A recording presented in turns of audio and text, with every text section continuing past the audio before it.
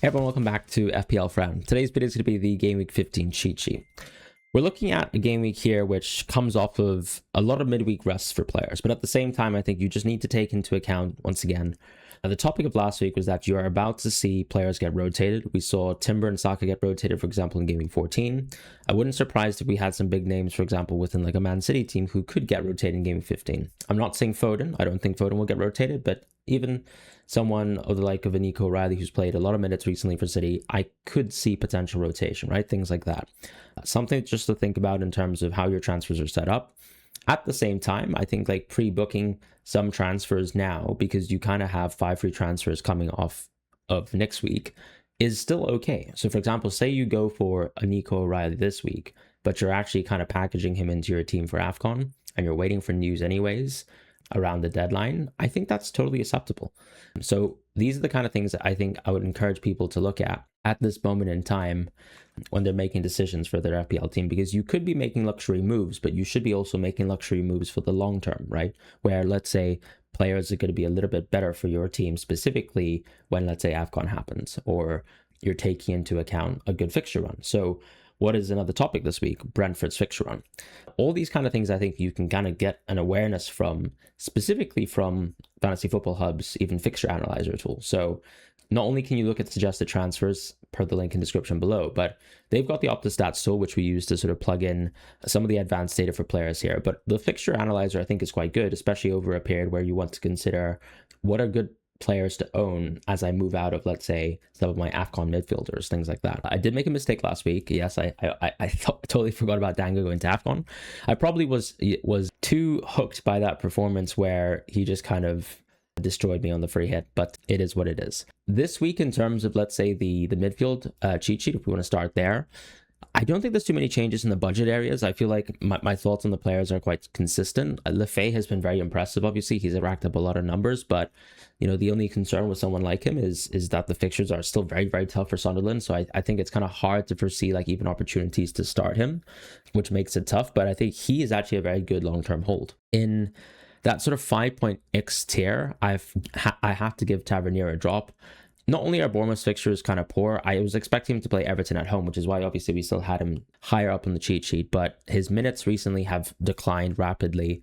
Hard to say that there's even that much pen share in there, especially with Cliver coming back, so he just has to drop on the cheat sheet, and he's not very good as an option. But maybe if you can squeeze Burnley at home out of him as someone in this price point, you still probably see him as a rotation option. But I think the existence of a Dewsbury Hall, Lefay, pretty much invalidate the need for that, which is why he drops in terms of tier. Now, Jeremy Pino still strikes me as a pretty interesting pick because his minutes haven't been impacted too much, right? I think when I made the move to sort of move Jeremy Pino to kind of like a yellow and green / pick, I think he's been starting most of the games consistently for this Crystal Palace team. It is not ideal, though, that he got subbed off at 63 minutes alongside Mateta, but it just shows you also, I guess that team is getting run towards the ground, and the only consistent attacker from that team is Daniel Munoz. In the next tier, though, Minte still, fabulous. West Ham at home is nice. I do wonder, coming outside of, let's say, Game Week 16, if there's any opportunities for, Minte to maybe fall within the pecking order. Because the weird thing when you look at Brighton's fixtures, as I kind of explained last week, is that there is this sort of yo-yo effect where you've got West Ham at home, Burnley at home within a sea of fixtures, which also includes Liverpool and Arsenal. Now, we can obviously make jokes about Liverpool and how easy it is to score versus them, because they have been conceding pretty much to most every team that they face other than West Ham. But I think they almost have changed their approach as well. Like, they're becoming a little bit more defensive. So I don't really see that as a great fixture or some sort of explosive fixture for Minte. And I would be curious to see if Minte is completely impervious to rotation, because for the most part so far, he's actually done really well with regards to minutes. And I think part of it too is with him obviously finishing the game versus Aston Villa where they were chasing. I don't know if that has any impacts in terms of, let's say, his minutes on the weekend where you want more minutes versus West Ham. But because they are very thin in terms of depth, and I don't think Mitoma is expected to really come back, possibly for Game Week 15, I wouldn't be worried. I think Minte is still one of the best picks in the game. Dango, I think from the perspective of he should be able to get Tottenham away and Leeds at home, still to me is a yellow pick. So if you own Dango, I think he's just very interesting because the minutes almost are on an uptick now. And it feels like in terms of preference that maybe his minutes will be better as we head towards AFCON. And then obviously coming back, we can revisit Dango. The only unfortunate thing is Brentford's fixture run is pretty ludicrously good. 16, 17, 18, 19. right? So I think when you kind of think about fixture runs, unfortunately, you're probably going to miss a few of those games as Dango. And so he's going to drop, obviously, coming out of, let's say, maybe a game week 16. But that gives an opportunity to, let's say, Shade on the cheat sheet, right? So whilst I don't think there's too much interest for me in the 6.5 tier, I feel like with Everton's fixtures being sort of up and down as well, and Jai can already be a sell for this week. Although Nottingham Forest at home is a pretty good game, I'm just thinking if you're sort of planning transfers ahead of time, you're seeing that he's also subject to drops in price. Chelsea away in the distance too. It's not a particularly great run. So when you own, let's say, someone like Dewsbury Hall, who's a rotation piece, that's okay. But Njai is probably someone that you own as a perma play. So, we have been sort of talking about this recently. I still kind of hold him in that position where, of course, coming out of AFCON, I think he'll sort of easily be ebbing between yellow and green. But the underlying stats are also not that impressive. We kind of made the case that maybe he's going to have a pretty significant breakout year, but I also think that his underlying stats have not ticked up to the level where we think, okay, he's absolutely absurd. With Enzo, his numbers have held up really, really well. Like even post the Leeds game where they really suffered and Leeds played exceptionally at home, Enzo actually, I think, still racked up the most XGI for Chelsea. So to me, as a basis of, if you want to make comments and kind of suggestions that he'll get hurt by, let's say, Palmer coming back into the game, I don't think Enzo is really going to get hurt too much. If anything, I almost think that his numbers feel pretty realistic in the sense that he's not going to suddenly fall back to, I don't know, being, someone who has like Sobo level numbers. I think the uptick in his numbers are pretty real. The only issue, of course, when you look at those Chelsea games is that they are poor, right? I talked about how there's a huge and extensive away fixture run, which makes it tougher when you evaluate the fixtures fairly.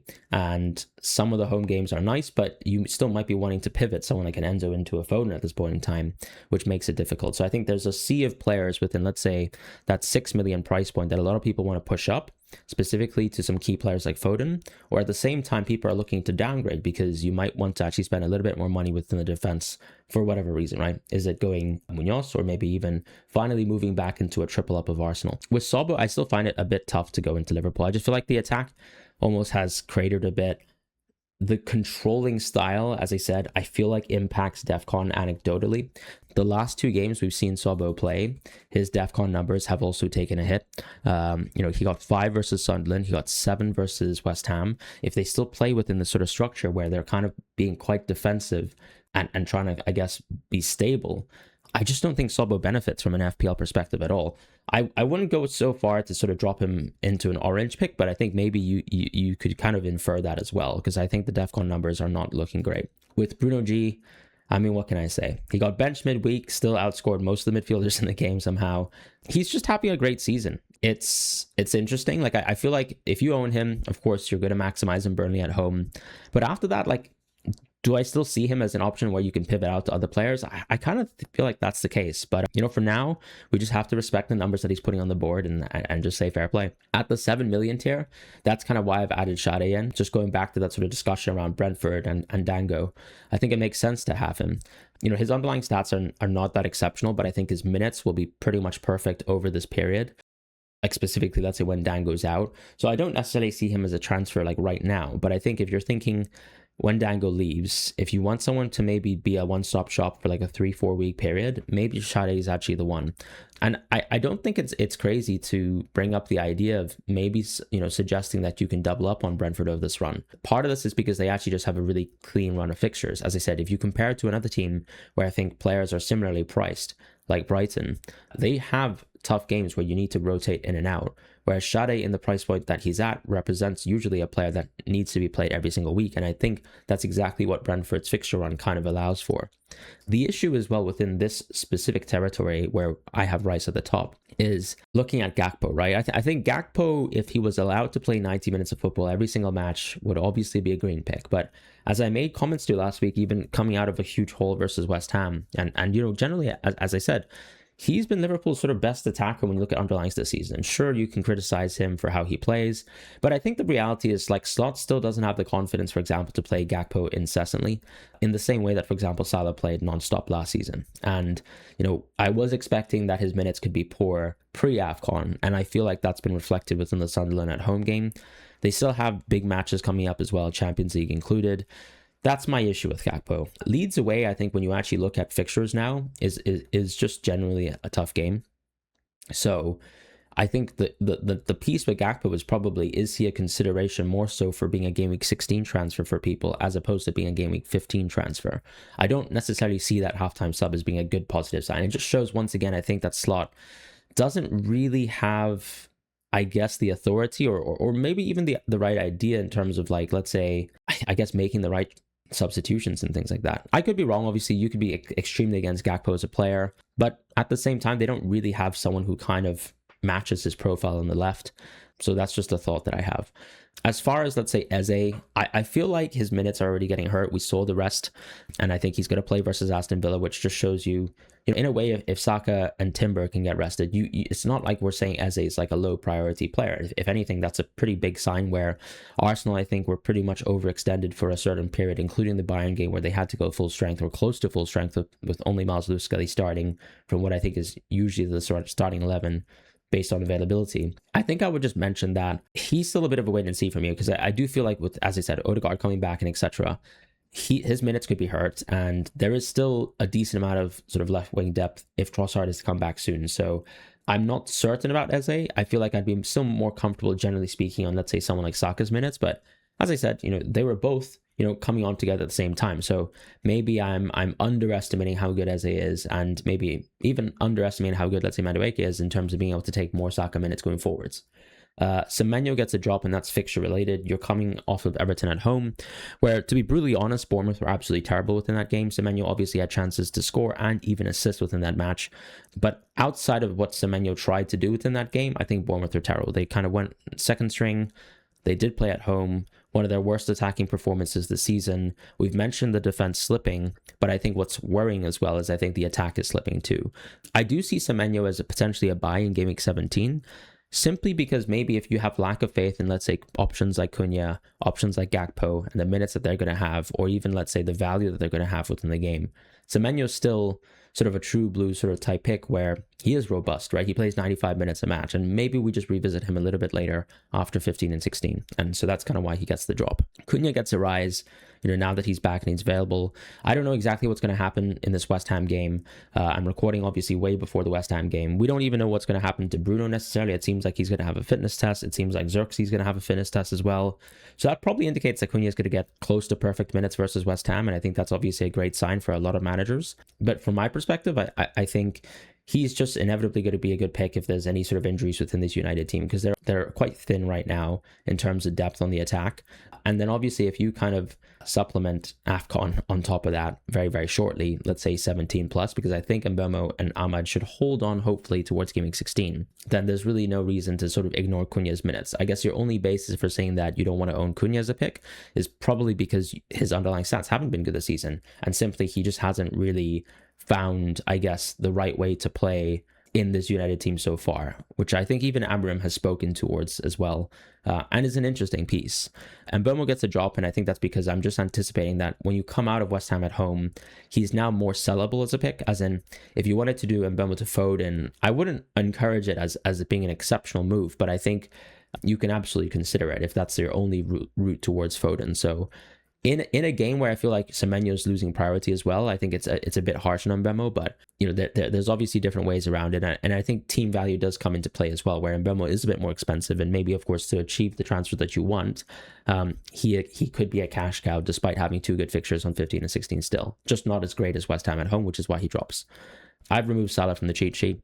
That is an end of an era, or maybe an error for anyone who owns Salah. I ironically own Salah in some other fantasy games, and we won't talk about that, but it has been depressing. Let's go to the forwards now very quickly. Igor Jesus has been added. Raul has been added. Yes, there's been, heroic exploits from Dominic Calvert-Lewin and Nemeka as well from Leeds, but I still think their fixture run's pretty poor. I also think, I kind of just generally have question marks on like how much maybe the system can change at times, how good both players could be as picks if they're to start consistently, and whether the early substitutions will continue happening, right? So for example, there's matches where, let's say, Nemeka could come off early, and we saw that within the game versus Chelsea. Calvert-Lewin really probably, I think, was only getting that midweek rest, which is why Perot only came on, I think, at 82 minutes or something like that, or 86. So I feel like his minutes are better, but he doesn't have pen share when Nemeka's on the pitch. So I think they both kind of take away some value from each other. And I'm not sure if, let's say, the attack is as exceptional as it was within that game versus Chelsea. So that for me was a pretty big, significant change in terms of like how we evaluate Leeds, how they're able to sort of actually rack up XG as a team. I previously profiled them more as a kind of good defense, but poor attack. And now I'd like to see, obviously, over tougher fixtures, how they manage, let's say, the attack, how the system adapts as well, how Premier League teams do, in comparison to how Chelsea did, which obviously wasn't great. So I'm aware Leeds players exist. I just don't have them in the cheat sheet for now because I feel like they're kind of harder to sort of put your finger on. With Igor Jesus, I feel like he has pension. I feel like he has good minutes. I was waiting to see how his Premier League minutes would be impacted by midweek football. And I probably made the wrong call last week to suggest that he could be rotated. He actually played the full match. And who knows, maybe he can still get rotated in the future, but I feel like he's actually a very consistent presence within the team now. He does take away value from players like, I don't know, let's say a Gibbs White, who isn't particularly interesting to me, but, is on the cheat sheet, for example, within the midfield tier, but I think it's just a bit too expensive. At this sort of price point, though, I feel like we're talking about genuine value. And the only tricky thing, I suppose, with Nottingham Forest's fixtures is sort of the similar conundrum that Brighton have, where it's kind of a little bit, AB and not exactly the best at times. So I still think that unlike, let's say, a Thiago, he's not a perma play option, but he does present you with a way to, let's say, rotate potentially, as a third forward in the game, but at a little bit more of an expensive price point, which I think is the tricky bit. In the next tier, we have Thiago top. I think getting rested for Arsenal is just perfect for the fixture run ahead. His minutes should still be really, really good. I have no doubts about that. And almost, when Dango's gone, there's no way his minutes could almost be bad if you want to put it from that perspective. As far as Raul, we know Muniz is out for a long time. His minutes have been, ticking up. They've been good, but obviously midweek football is always going to hurt someone, I think, at his age and in terms of how Marco Silva wants to rest him. So I think he's a very solid pick because Fulham's fixture run's generally quite good. I think there can still be questions about Fulham's attack, right? Because yes, of course, they scored 4 goals for City, but really, was there that much XG built towards that? Was that more so the heroics of players like Chukwueze and even Kevin, and less opposed to, let's say, they consistently built, effective chances? So I would like to see, how Raul gets on. This season so far, he's kind of struggled to sort of match the underlying numbers that he sort of hit, arguably, let's say, last season in terms of, I think, NPXG. Or actually, if you wanted if I wanted to correct this, sorry, to be completely right, last season there was a point where Raul Jimenez started the season extremely hot, and he actually had absolutely stellar NPXG numbers. But as the season wore on, and I think some of his appearances became more like sub appearances or rotation appearances, his underlyings also dropped, and I think he hasn't been able to hit that same level which we're comparing to last season. Whereas actually, in terms of career numbers, he's sort of still at that mark of, let's say, 0.33, 0.35, which is not great, I think, when you kind of factor in that his minutes are a bit worse. But honestly, when you kind of compare him to Thiago, I don't think there's a huge justification to say that they're massively different in picks, other than Thiago's just been extremely hot in form and has literally had maybe like 4 or 5 penalties bestowed towards him, right? So the big difference, as I said, between those two players is really that. Maybe Raul can have a run, of his own, and that can be great. As far as the sort of next tier of players, I think, Waltemad to me is a green pick just simply because of how good Burnley at home is. Now, there is an element to his minutes have not been exceptional. His underlying stats have not been exceptional. And so I think when you kind of factor in poor-ish underlying stats and not the best minutes, even when, let's say, Wisa's out, and obviously he's out for AFCON as well, what I would probably just take away from that is that I think Burnley at home is just such a good game that it's worth the punt to kind of almost look at Waltemad as a good transfer, even potentially for a 1 game week basis, if you can kind of get out of him in the week after that. What I mean by this is a lot of people are kind of shopping for luxury transfers. Waltemad is a perfect example of a luxury transfer that I think should work out as long as he starts for Burnley at home. And you kind of have to have the confidence that he does do that, because I feel like it is the type of game for a center forward of his profile, even though, let's say, midweek he'll probably also be needed for Leverkusen. My thoughts are he's going to drop immediately in terms of priority within the cheat sheet right after it. But that's not a huge problem because you have the 5 free transfers, and we have to be honest with ourselves in this specific landscape or in this economy that we're fine. you can make 2 or 3 luxury transfers, in my opinion, in Gameweek 15, or rather, sorry, I mean, definitely 15 if you have free transfers, but 16, with the 5 free transfers in the back pocket. So that's kind of my thoughts on that. With Mateta, he gets a drop. I think when you look at the fixture run for Crystal Palace, that is not good.